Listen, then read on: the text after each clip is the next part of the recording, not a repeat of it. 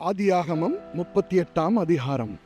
அக்காலத்திலேயே யூதா தன் சகோதரரை விட்டு அத்துல்லாம் ஊரானாகிய ஈரா என்னும் ஒரு மனிதனிடத்தில் போய் சேர்ந்தான். அங்கே யூதா சூவா என்னும் பேருள்ள ஒரு கானானியனுடைய குமாரத்தியைக் கண்டு அவளை விவாகம் பண்ணி அவளோடே சேர்ந்தான். அவள் கர்ப்பவதியாகி ஒரு குமாரனை பெற்றாள். அவனுக்கு ஏர் என்று பெயரிட்டான். அவள் மறுபடியும் கர்ப்பவதியாகி ஒரு குமாரனை பெற்று அவனுக்கு ஓனான் என்று பெயரிட்டாள். அவள் மறுபடியும் கர்ப்பவதியாகி ஒரு குமாரனை பெற்று அவனுக்கு சேலா என்று பெயரிட்டாள். அவள் இவனை பெறுகிற போது அவன் கெசீபிலே இருந்தான்.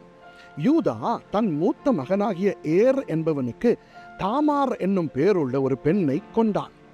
யூதாவின் மூத்த மகனாகிய ஏர் என்பவன் கர்த்தரின் பார்வைக்கு பொல்லாதவனாயிருந்ததினால் கர்த்தர் அவனை அழித்து போட்டார். அப்பொழுது யூதா ஓனானை நோக்கி, நீ உன் தமையன் மனைவியை சேர்ந்து அவளை மைத்துன சுதந்திரமாய் படைத்து உன் தமையனுக்கு சந்ததியை உண்டாக்கு என்றான்.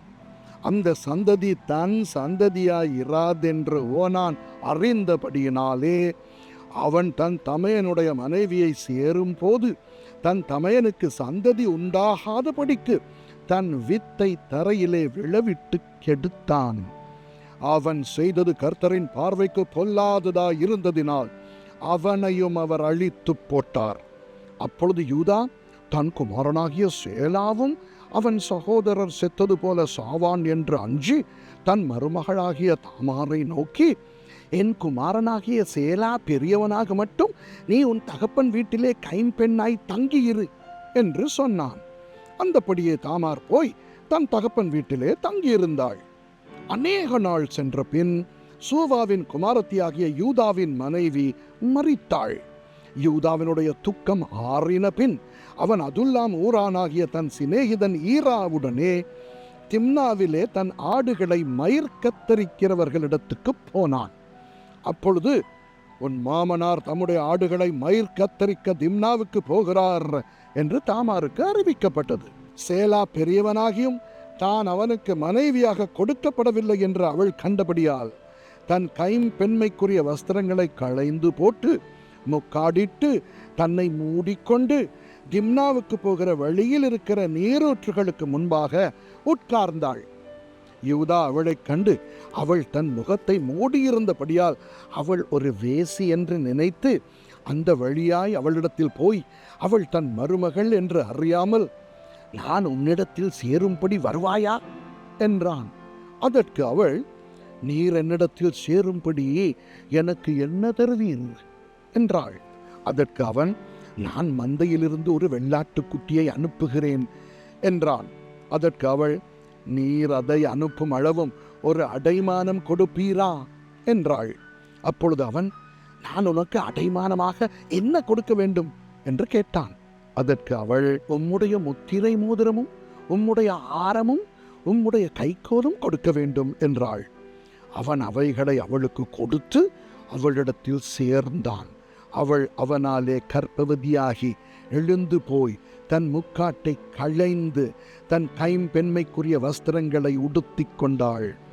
யூதா அந்த ஸ்திரீனிடத்தில் இருந்த அடைமானத்தை வாங்கி கொண்டு வரும்படி அத்துல்லாம் ஊரானாகிய தன் சிநேகிதன் கையிலே ஒரு வெள்ளாட்டுக்குட்டியை கொடுத்தனுப்பினான்.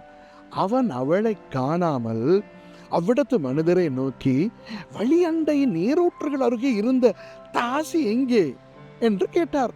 அதற்கு அவர்கள், இங்கே தாசி இல்லை என்றார்கள். அவன் யூதாவினிடத்தில் திரும்பி வந்து, அவளை காணோம், அங்கே தாசி இல்லை என்று அவ்விடத்து மனிதரும் சொல்லுகிறார்கள் என்றான். அப்பொழுது யூதா, இதோ இந்த ஆட்டுக்குட்டியை அனுப்பினேன், நீ அவளை காணவில்லை, நமக்கு அவகீர்த்தி வராதபடிக்கு அவள் அதை கொண்டு போனால் போகட்டும் என்றான். ஏறக்குறைய 3 மாதம் சென்ற பின்பு, உன் மருமகளாகிய தாமார் வேசித்தனம் பண்ணினாள், அந்த வேசித்தனத்தினால் கர்ப்பவதியுமானாள் என்று யூதாவுக்கு அறிவிக்கப்பட்டது. அப்பொழுது யூதா, அவளை வெளியே கொண்டு வாருங்கள், அவள் சுட்டெரிக்கப்பட வேண்டும் என்றான். அவள் வெளியே கொண்டு வரப்பட்ட போது அவள் தன் மாமனிடத்துக்கு அந்த அடைமானத்தை அனுப்பி, இந்த பொருட்களை உடையவன் எவனோ அவனாலே நான் கர்ப்பவதியானேன், இந்த முத்திரை மோதிரமும் இந்த ஆரமும் இந்த கோலும் யாருடையவைகள் பாரும் என்று சொல்லி அனுப்பினாள்.